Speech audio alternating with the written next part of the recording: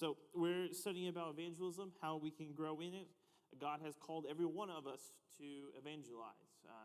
He's called every one of us to participate in that. We are God's messengers to the lost, to give them hope in the dark world. And we need to do that. And if you're like me, you feel like you need to grow in that area, or you haven't done as well, or you feel ill-equipped in that area. And so we're learning how we can help each other be evangelistic, how we can actually accomplish this work. What we've been talking about during this topic is we've been talking about how it is a teamwork effort. It is not just an individual. It's not just a few individuals in the church. It is the collective. It's everyone, because we need everybody's strengths, and we can make up for each other's deficiencies. So we talked about how we're a body, how we are supposed to work together. And then we had talked about, and today we're going to talk about individual things, strengths that we have that form this process to help lead someone to Christ and continue in making them a disciple. Last week we talked about the things that we should all do. So these are some things that we should all do in the process of evangelism. Do you remember? There's 4 of them. Do you remember what they were? What are 4 things that every Christian should do and should be able to do from they're baptized yesterday to if they've been Christian for 50 years? Every Christian should be able to do one of these or all 4 of these things, in my opinion. Pray, good. Tell somebody about the gospel. Tell your story at the very least. Good.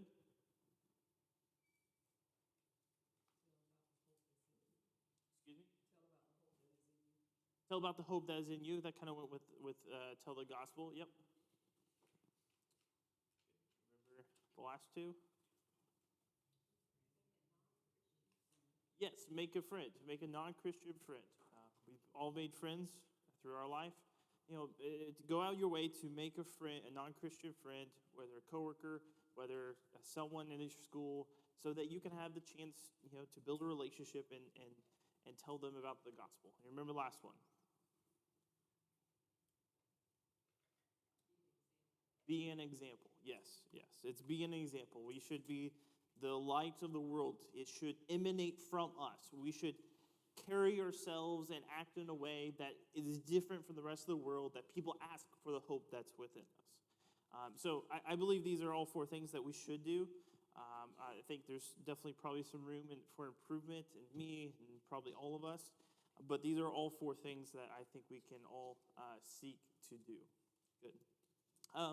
Today we're going to talk about kind of individual strengths. So these are the things in which you may be more geared towards, but there may be other things in this section that you're not as good in, and that's okay. That's part of the reasons we're together. We're working on this together. So we've in this evangelism for everyone. These are kind of the 4 parts. We're on this 3rd one. Using my strengths for God. Next week we'll talk about evangelizing as a body. I'll talk about that at the end. What you think about that? But I want to start with this verse in 1 Peter chapter 4. It talks about, as each of you has received a gift, use it to serve one another as good stewards of God's varied grace. Whoever speaks as one speaks oracles of God. Whoever serves as one who serves by the strength that God supplies, in order that in everything God may be glorified through Jesus Christ. To him be glory and dominion forever and ever. Amen. And even though it's not specifically talking about evangelism, I think it's more generic that Peter's talking about. The principle certainly applies to evangelism. Whatever strengths we have, we should use towards him. And whatever that we've been given, we can give towards him. I think if you want an example of not doing that, I think the parable of the talents is a good example of that, of God giving the master giving one talent to this man who just buried it, and he didn't do anything with it. And so he's a wicked and lazy servant, and he took from that person and gave to the other ones that that used what they were given. And so I kind of just want to open up the floor, and the ones I have are going to be more generic, but if you have more specific ones, that's awesome. And I just want to open the floor as to what are some strengths that you can use in the work of evangelism here? They can be specific to you. It could be something that you've seen in that's helped you or other people around you. What are some strengths? What are some things that you can do? What are some abilities you have in the work of evangelism?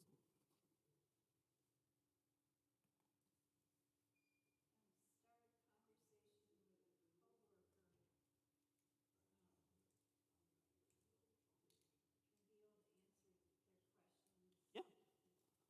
Yeah, so it's being able to start conversations with the different people you come in contact with. Yeah, absolutely. That's a great strength. Some people are better at that than others. And so I'm not particularly great at that sometimes, but some people are just like, they've never met a stranger and they just pick up conversations and they're able to use that ability to introduce God and introduce the gospel. I think that's awesome. Great. Tracy.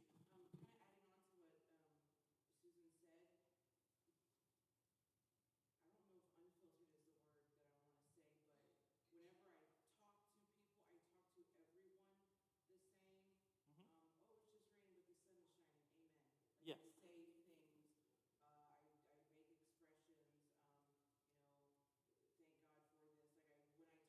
Yeah. Yeah.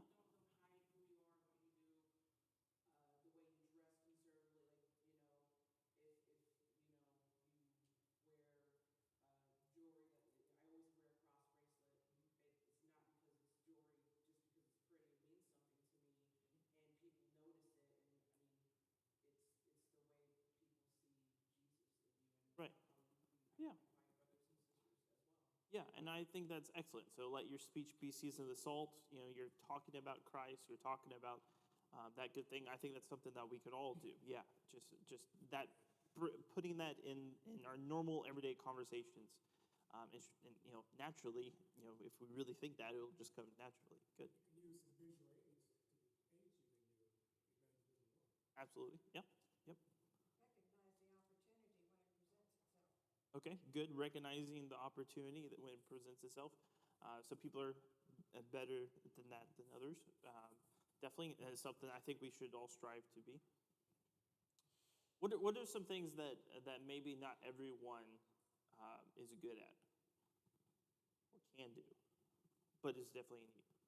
Some people are really good at showing care and compassion for other people, Yeah. more so than others, like the ladies do here with sunshine boxes and Yeah. stuff like that. Absolutely. Like being compassionate and caring and doing the acts and saying the stuff that goes along with that makes a huge impact on people. And absolutely good.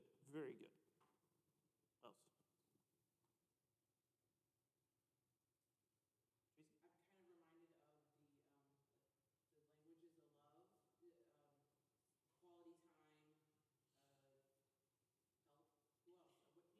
Yeah, yeah. Words of affirmation. Yeah, acts of service. Yeah. I think so. Yeah.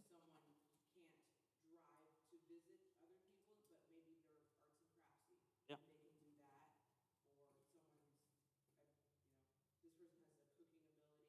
Yes. Yeah. Absolutely. So yeah, so whatever your strengths are in serving people. So we're going to talk about that in a little bit. That's one I have up there. But if it's in cooking, you use that to serve someone. If it's in, you know, art, you use that to serve people in love, and you're promoting God and the gospel, and you're making an impact. If you are really good at working on vehicles, then you can show how you care for others by, you know, if there is, you know, a prospect, a coworker, and and they're having a tough time with the vehicle or something, say, hey, I don't mind taking a look at it. And just any way of showing your love and genuineness through Christ, shown through you and your actions and whatever they may be, I think is a great thing. Good.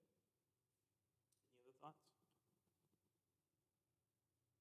Let me put up a few, and maybe you'll get kind of everything flowing.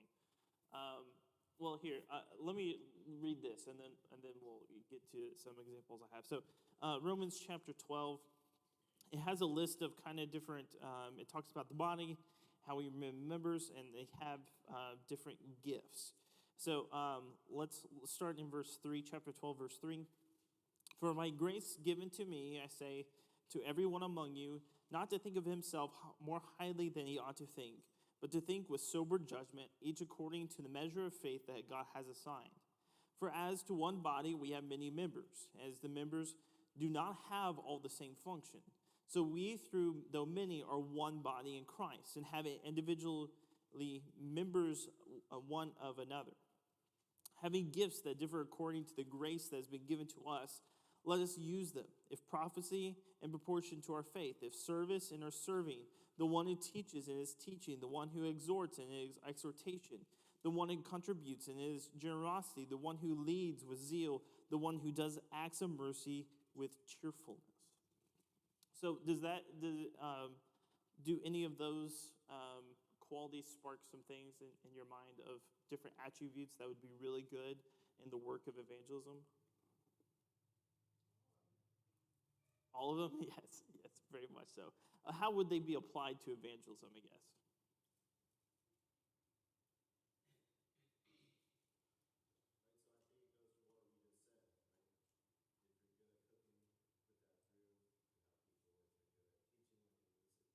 Yeah. Yep.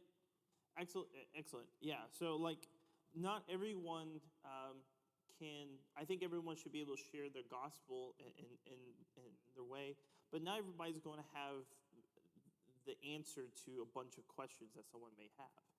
And so it's good if we have people in our body in a church that has some experience in different kinds of questions. And so when someone you're talking to about the gospel has a question about why is if God's so good, why is there evil in the world?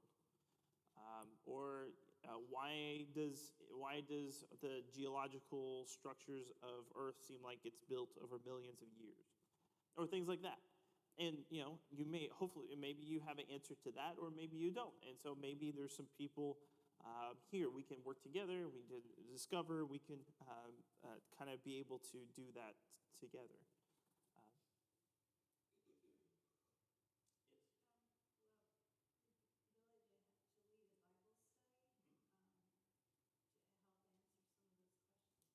Absolutely. There is a ability to lead the Bible study. Now, and none of these things, I'll just say, none of these things that I'm talking about is nothing that you can't eventually learn, but maybe you just not have that capability right at that moment. You can definitely learn almost, I think, all of these. And I think we should try to grow in where we're weak. But, there's definitely a skill to Bible teaching. And so maybe you want to be a co-teacher or help somebody teach so you can learn that skill and grow in that skill.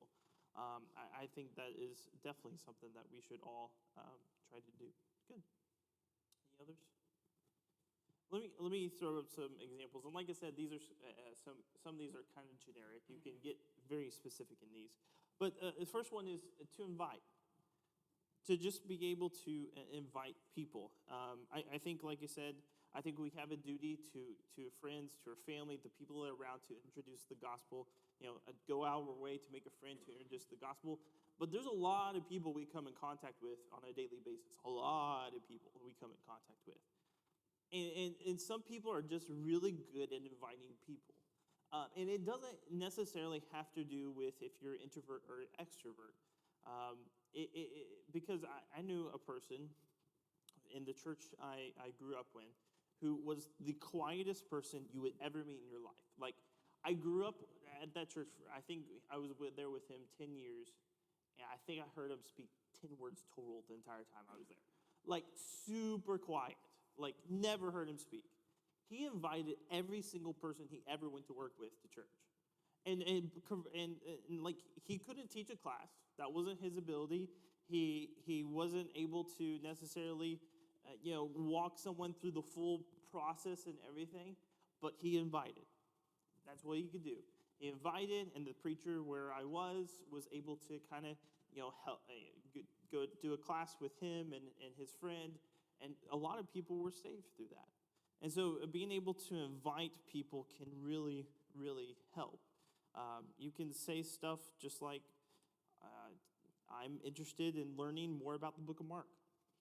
And my preacher or a few of my friends we want to, get together, but, I don't want to learn by myself. Will you learn with me? Or say something we have a really great study going on such and such, on the book of Jonah, on the book of Luke, on Philippians or joy or zeal, whatever it is. Would you like to come with me as we study this subject? I'm going to spend more time on this at the end because I think it's kind of one of the most important, because if nobody invites, it's hard to do the other things. But yeah, I think inviting is a great thing to do. Good. Another one is being a teacher, a co-teacher, or a co-learner. So I think we understand why being a teacher is good. Why would it be good to have a co-teacher or co-learner? Okay, it's someone that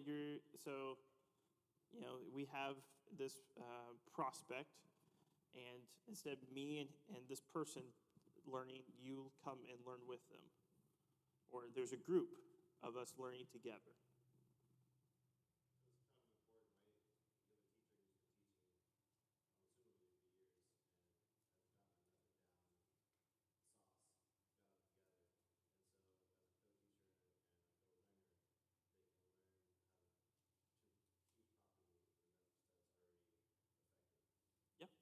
Absolutely. So, once, maybe you're not the place where you feel like you can teach someone.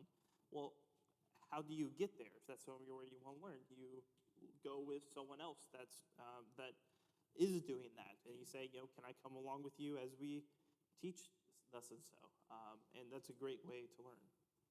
Well, with multiple people involved, you would have more questions, more comments about different ideas that triggers ideas and thoughts, Yes. and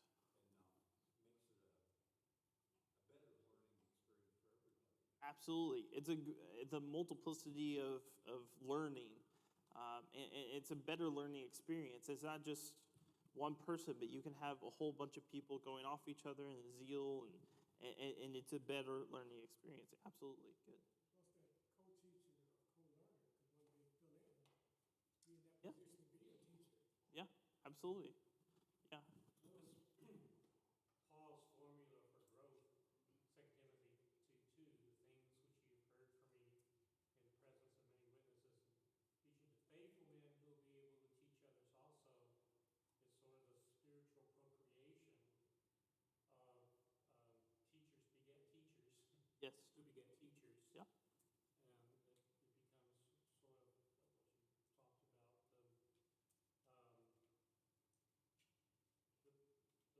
um, the work the whole church is involved in. It's just the idea of being able to teach.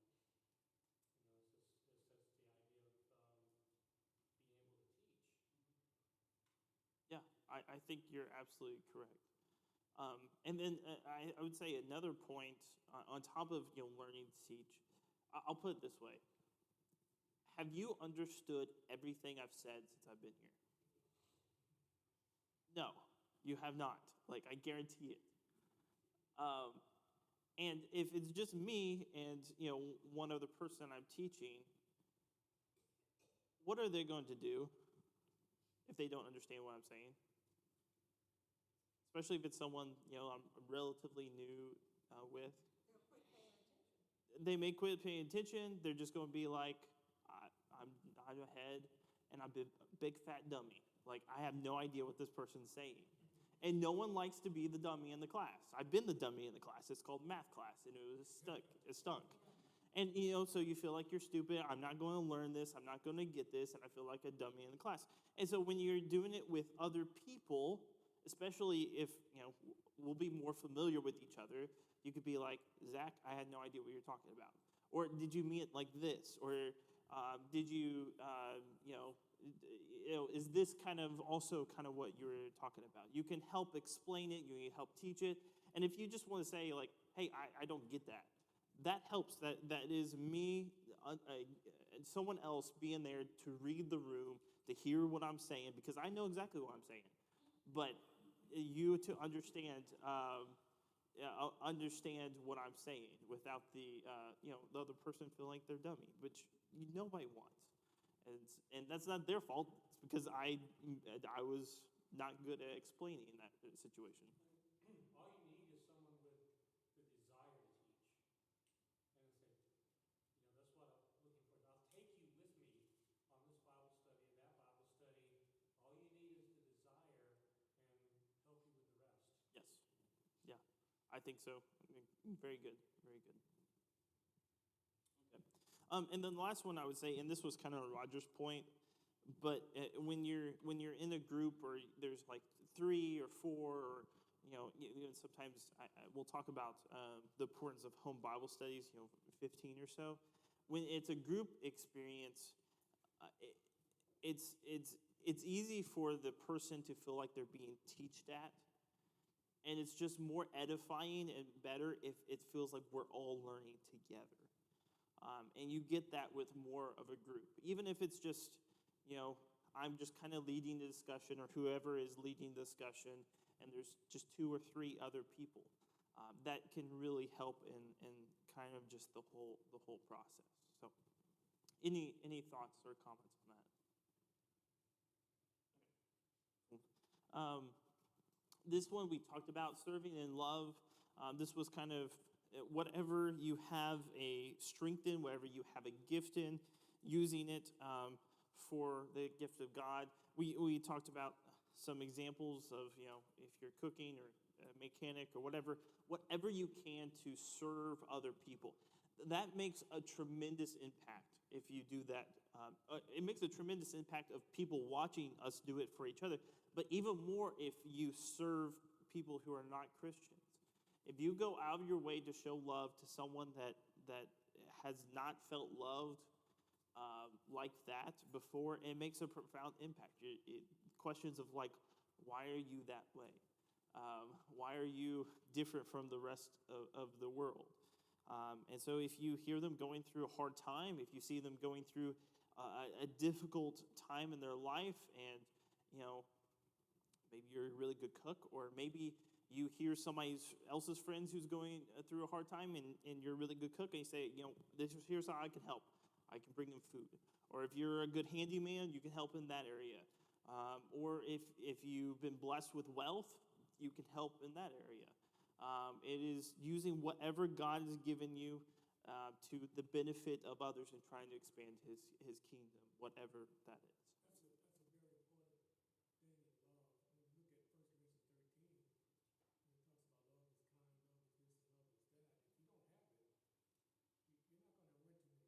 No, you won't. You're talking about evangelism.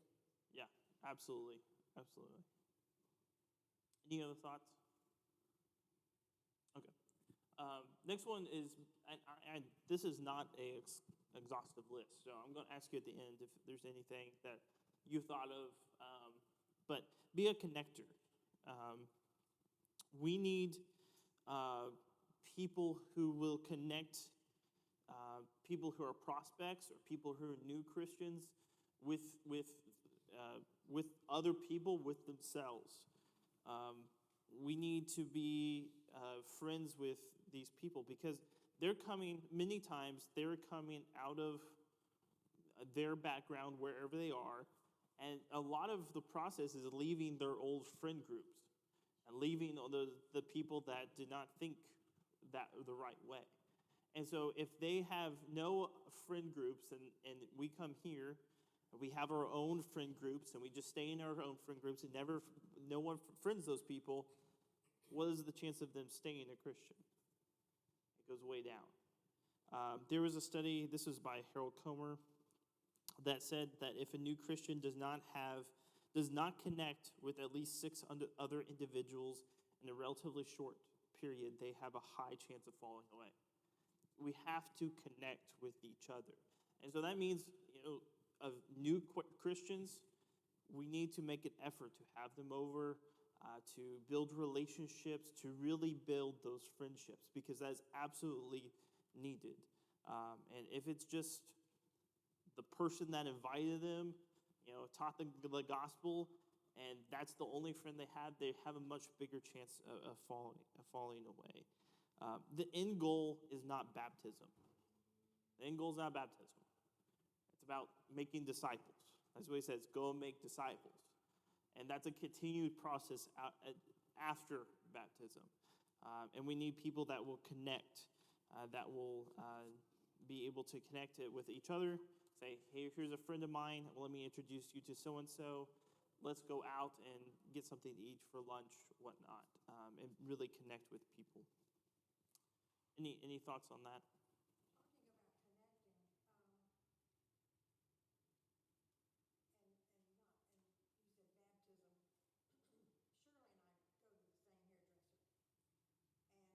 Talking about connecting, and you said baptism. Shirley and I go to the same hairdresser, and she goes to that big Calvary church, that thing up there. And I've been going to it for some years, a little while. And finally, last month, no, a couple weeks ago, she said, we talk every now and then about the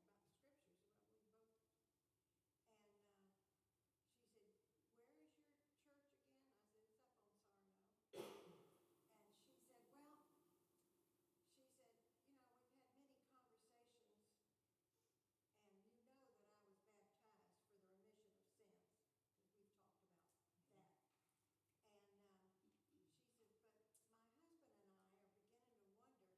for the remission of sins,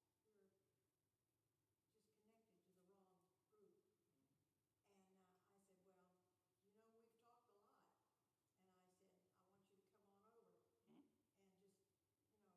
group. And I said, well, we've talked a lot. And I said, I want you to come on over and just, and meet everybody and just know what's going on. Yeah. She's got a pretty good grasp of some scriptures. That's good. She's not stupid. Yeah, that's excellent. And so we've been talking, but so I'm hoping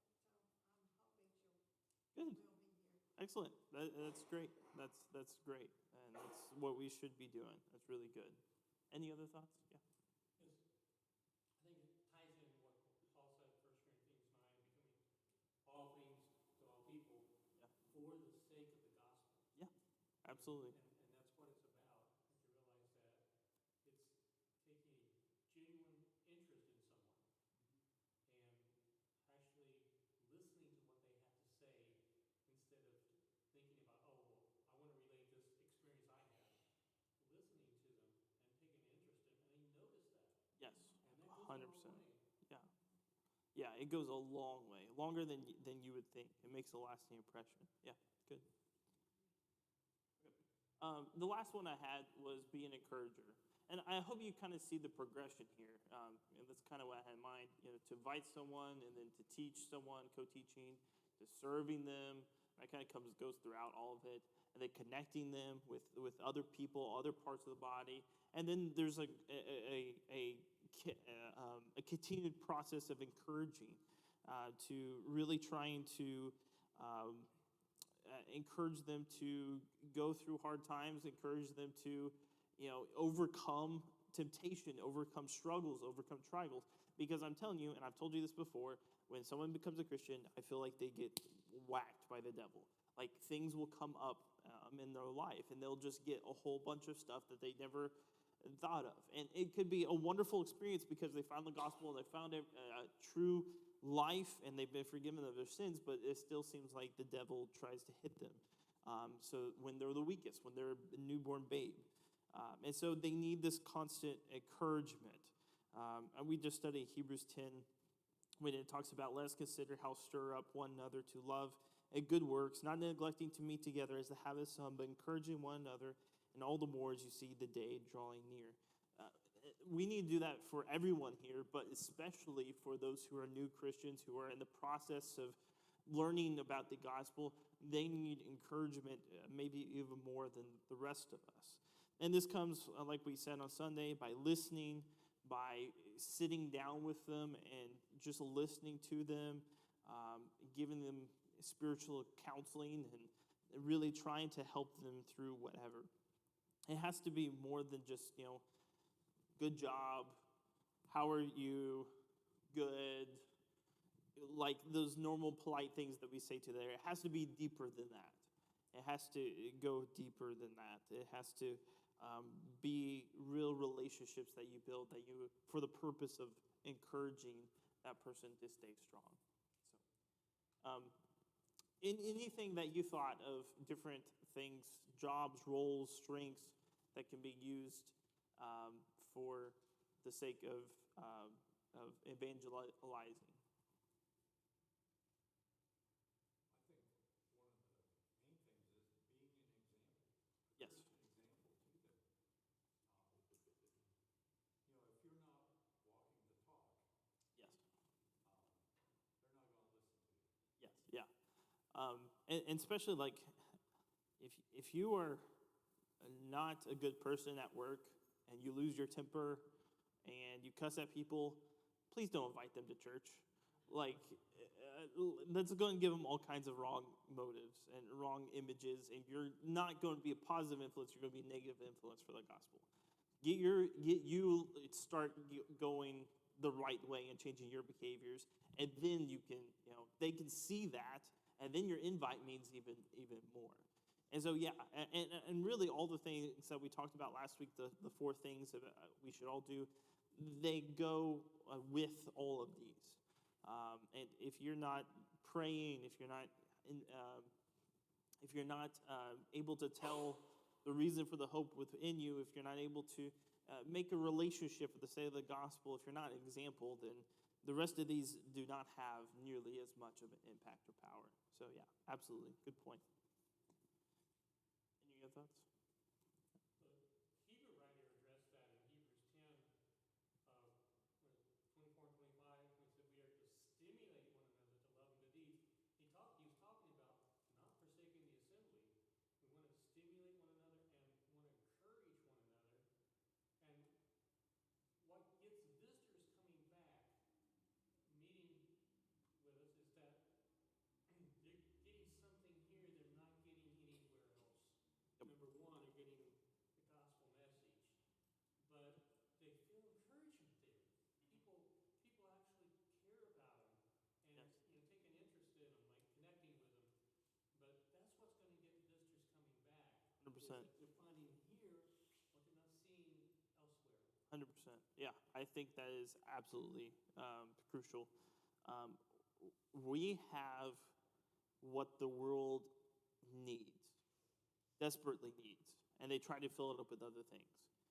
If when they come here, they get that. They see it in us. They get it in interactions. It's like a fire that is just stoked, and it will not be put out. It's a pebble in a shoe that will not be away. And I think it's one of the most powerful parts of the gospel. That's one of the good reasons I think we use our visitors card when people come in here. Not only do we greet them and welcome them here, but we write them and let them know how much we really appreciate them being here. Because if you don't do that, they're not going to be back. Yep. And we'll talk about that a little bit more actually next week. So yeah, good. Okay, I want to key a little bit more on inviting, and just because I really want to emphasize it, because it's something that it starts this whole process, and I think it's something that is not hard to do necessarily. It can be a little intimidating, but I think everyone can do it. We have a lot of noise here in America. There's a study done that says the average American sees over 3,000 advertisements a day. And I sometimes wonder if that was too low of a number. There's advertisements literally everywhere. And what do we do in the face of all these things wanting to get our attention? We ignore it. We block it out. We don't even see it a lot of the times. We don't even see it. And so how do you know it's true? How do you know what mechanic is actually good? How do you know what dentist is good? How do you know what restaurant is good? Word of mouth. Yeah. You listen to the people that you already trust. And I think this is the reason why personal invitations are by far the best. And so I asked, why is it important for invitations to be personal? And I think that's one of the biggest reasons, because it's so easy to filter everything else. evangelism has to have a personal element to it to really have an effectiveness. There are impersonal evangelistic tools, and I don't have anything against them. They're just not as nearly as effective as personal evangelistic tools. And that's how the gospel was spread in Acts. It was person to person. It wasn't billboards on the side of camels or anything like that. It was person to person. Everywhere they went, they just spread the gospel. There was a Barna study done where it said 50 to 60% of people polled said that they would at least visit or go to a Bible study with a friend when asked, but they never did, and they replied why they didn't, and it was because they were never invited. I think there are more people willing to at least come than we really think. There was also, and like you invite them to what you love. It's not necessarily like, let's, have a deep and in-depth conversation of your sin in your life. It can be like, come, like I love, whatever you love about being a Christian, about coming together, about being part of a church, whether it's Bible class or the community or the song worship, whatever it is, invite them to that. There's a couple of, I'm speaking through this a little bit because I'm coming up on time, but there's a couple examples of this kind of invitation throughout the New Testament. The one I want to look at is in John chapter 1, when he talks about when the disciples start following Jesus. It says, the next day John was standing with two of his disciples and looked at Jesus, and he walked by and said, behold the Lamb of God. And the two disciples heard him saying this, and they followed Jesus. And Jesus turned and saw them following, and he said to them, what are you seeking? And they said to him, Rabbi, which means teacher, where are you staying? And he said to them, come and you will see. So they came and saw he was staying, and they stayed with him that day for it was about the 10th hour. So they were just following Jesus, and he says, what are you looking for? And they said, where are you staying? I always wondered why they said that. But he says, just come and see. He just invited them to follow him. And then you had this story right after that one where it says the next day Jesus decided to go to Gallie, and he found Philip and said to him, follow me. Now Philip was from Bethsaida, the city of Andrew and Peter. And Philip found Nathanael and said to him, we have found him whom Moses and law and all the prophets wrote, and Jesus of Nazareth, the son of Joseph. And Nathanael said, can anything good come out of Nazareth? And Philip said, come and see. And notice that Philip didn't, okay, here's all the arguments of why Jesus is, no, he said, just come and see. Just come and see. It's a simple invitation for why, just see, taste that the Lord is good. At the very end of the Bible in Revelation 22, there is the invitation at the very end where it says, the Spirit and the bride say, come. And let the one who hears say, come. Let the one who is thirsty come. And let the one who wishes take free of the gift of the water of life. We are the hearers in that passage. We are to say, come to those who are lost in the world. There was a study done that said out of, I believe this was a Pew study, said out of 100 people that you invite, 10 people will show up. Out of those 10 guests, 3 to 4 people will come multiple times. And out of those 3 or 4 returning guests, 1 person will be baptized. Which I think is remarkable. I think we underestimate the number of people that are willing to just come and see and just experience what we should be like, examples of Christ. And so you think about it, if you just use the numbers that are studied in this study, there's around, there's 70 of us, somewhere visitors, so, 60 of us on Sunday. If we all invited 2 people, there would be 20 visitors. Just going by the study. I mean, there's more or less. And now it takes some time, I think, for that to emulate. I think if you did 20 this week, 20 this week, 20 this week, I think it would eventually go up. But like, I think that's just the numbers. Those are the steady, peer-reviewed numbers. The average Christian invites 4 people a year. And so it takes over 20 years for someone to be baptized, if you go by the numbers. And so, like, that kind of feels about right. And so if you go 20 years and you only invite 4 people every year, it kind of feels like nobody wants to be a Christian. Nobody wants the gospel. But those are the numbers. Did any of those numbers surprise you in any way? No? That way, yeah.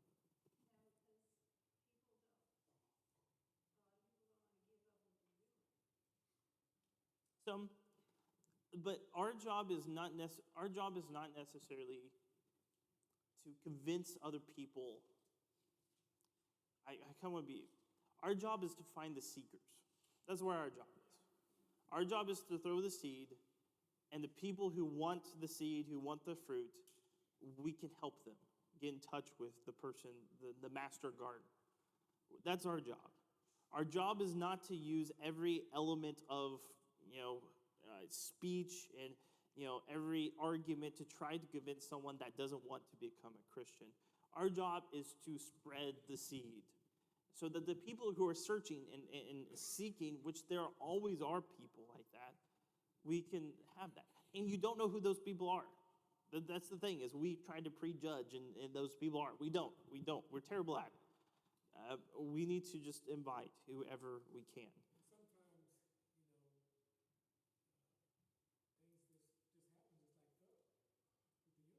Yep.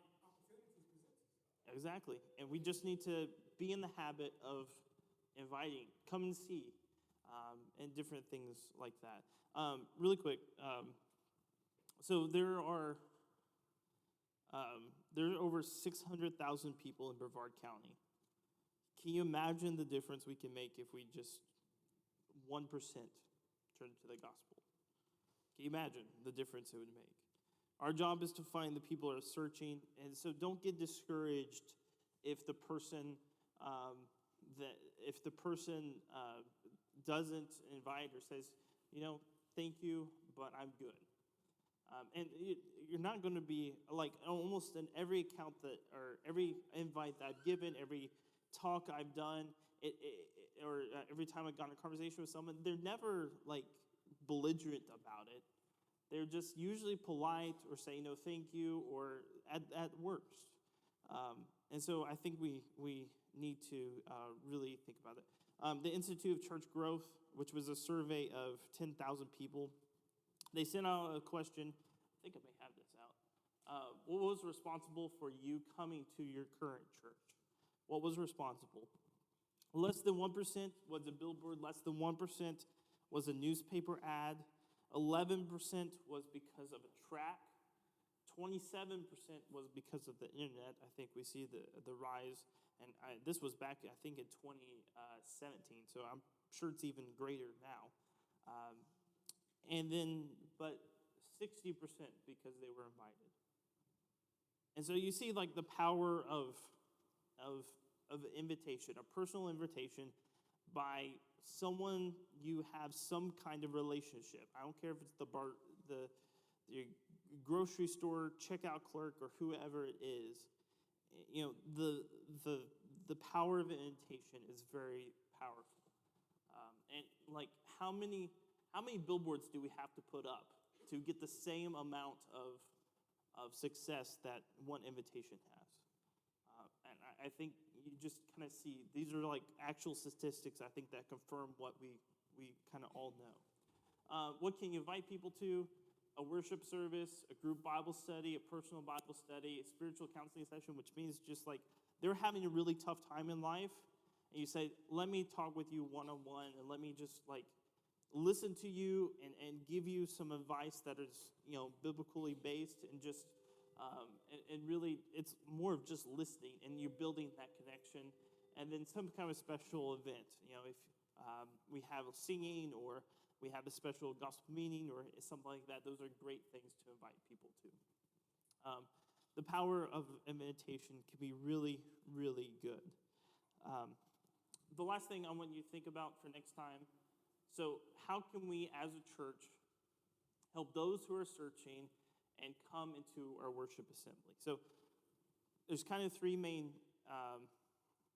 groups in my head of teaching. There's person, individual, there's group Bible studies, and then there's people who just walk into our assembly that come there.